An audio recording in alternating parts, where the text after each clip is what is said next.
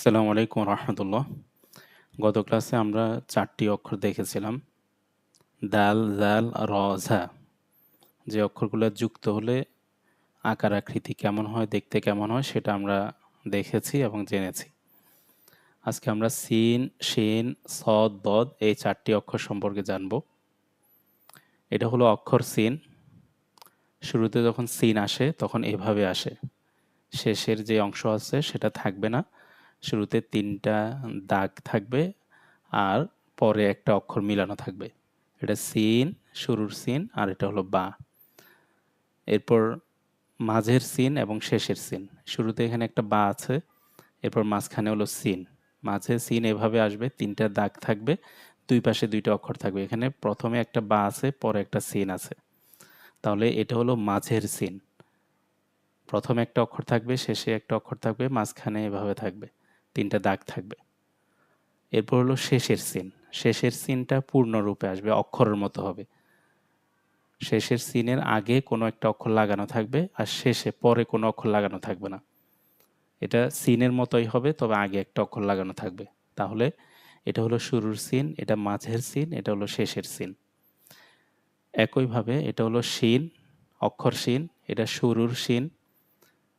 এই শুরুতে এভাবে থাকবে, এই অংশটা থাকবে না, শেষের অংশটা থাকবে না। শেষে মানে শিনের পরে একটা অক্ষর লাগানো থাকবে, আগে কোনো অক্ষর লাগানো থাকবে না। এটা শুরুর শিন আর এটা হলো বা।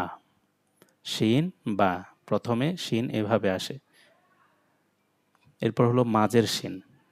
প্রথমে একটা বা আছে, তারপর মাঝখানে 3টা দাগ, 3টা ফোঁটা, শেষে আরেকটা অক্ষর আছে বা, এটা শিন। এরপর শেষের শিন, শেষে অক্ষরের মতো আসবে এভাবে। সিন যেভাবে অক্ষর পুরো পরিপূর্ণ অক্ষর এসেছে শেষে, শিনও একইভাবে পরিপূর্ণ রূপে আসবে, কিন্তু তার আগে একটা অক্ষর লাগানো থাকবে, শিন।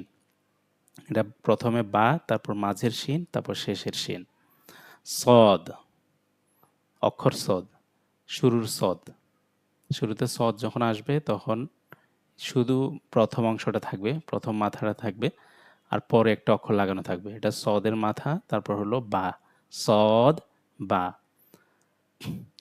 এখানে প্রথমে বা আছে, বা এর পরে সদ, মাঝের সদ।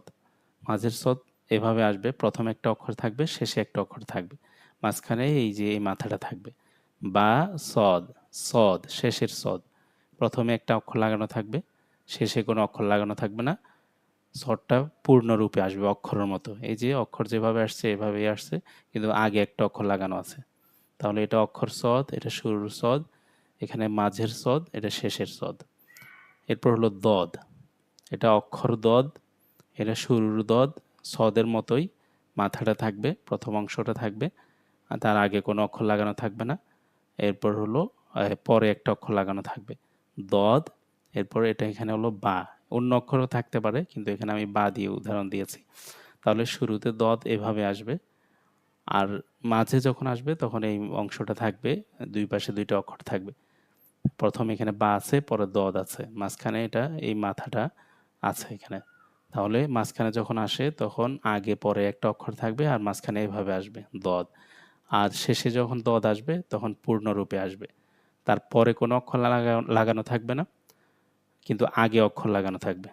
তাহলে এটা বা, দদ, দদ।